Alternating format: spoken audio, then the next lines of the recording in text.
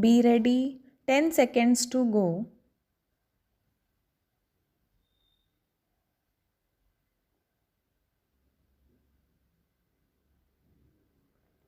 Start. We have been wanting more uranium for our nuclear plants. We have gone to other countries and everybody says yes, they sympathize with us, but that we must get the Americans on board. Now that the Americans on board, I think the fuels question for our reactors would be a thing of the past. I very much hope so. So, what we have got through this joint statement is something tangible. Honorable member also asked this question. We have not been recognized as a nuclear weapon state. We have been merely recognized as a nuclear power with advanced nuclear technologies. But there are other countries like Brazil and others. Will we get a treatment like Brazil? I think if you read the statement carefully, we have got enough better treatment. We have, I think, an explicit commitment from the United States that India should get the same benefits of civilian cooperation as advanced country like United States enjoys. So, I think that itself should provide an effective answer to the extent of opportunities and possibilities that are now on the horizons.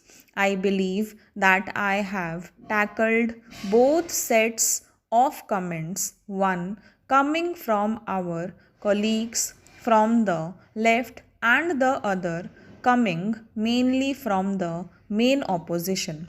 There were some questions raised with regard to the role of agriculture. Let me say, sir, I was very conscious.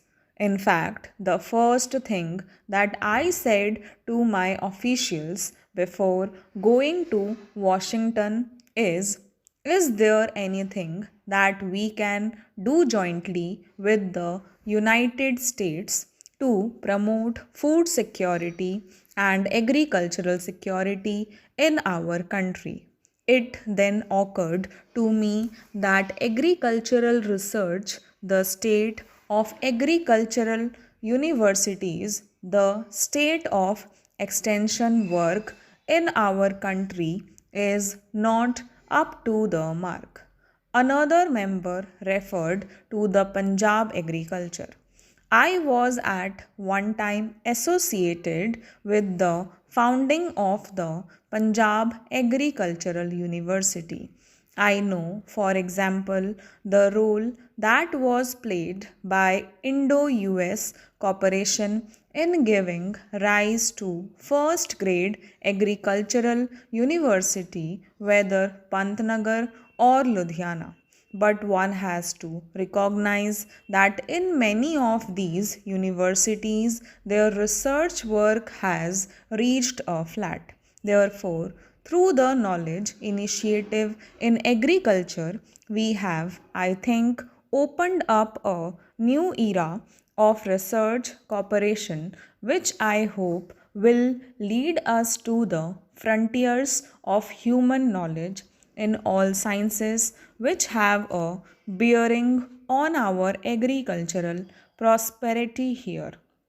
There is nothing in this joint statement which says that we will open up our borders to an unlimited flow of American goods. Those issues will be dealt with separately in the WTO. Those issues were not discussed in my discussions with President. This is something which the chairperson reminds me every day. Our first commitment is to India's farmers who need a food security. Preserving the livelihood strategies of our farmers is our utmost concern, and we will do nothing which compromises the livelihood security of India's farmers. Sir, questions were raised about the membership of the Security Council. It is certainly true that the United States has a different viewpoint. They are not supporting our resolution. This was known to us before I went. I did raise this matter with the President and also raised this matter in my address to the joint session of the Congress.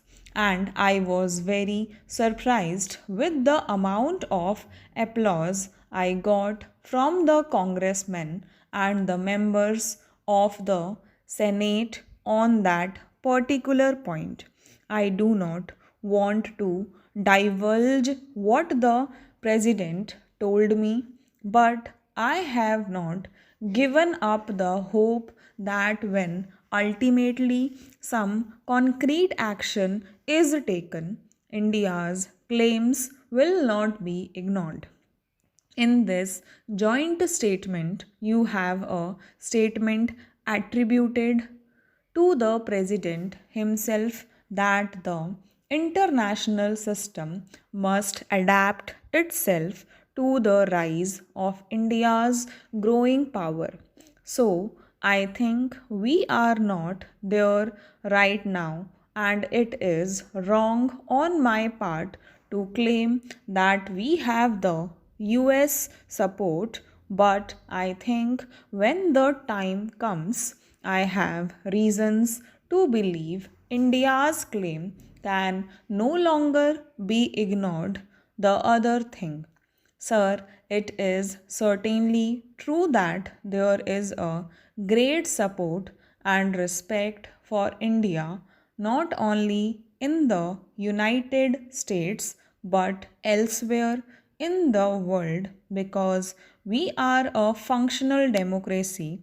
Wherever I went, whether to the Congress, to the Senate Foreign Relations Committee, to the House of Representatives International Relations Committee, people applauded the fact that we are a functional democracy with all our complexities, with all our diversities. What is that we have agreed? We have agreed that the United States and India would, in their respective spheres, help those countries which want that help.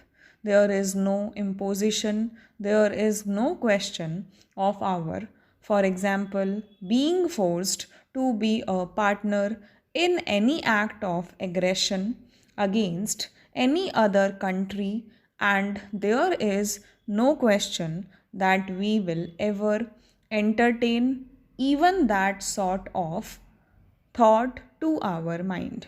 But we have high-tech program of our own. Sir, our election commission is respected all over the world. Stop.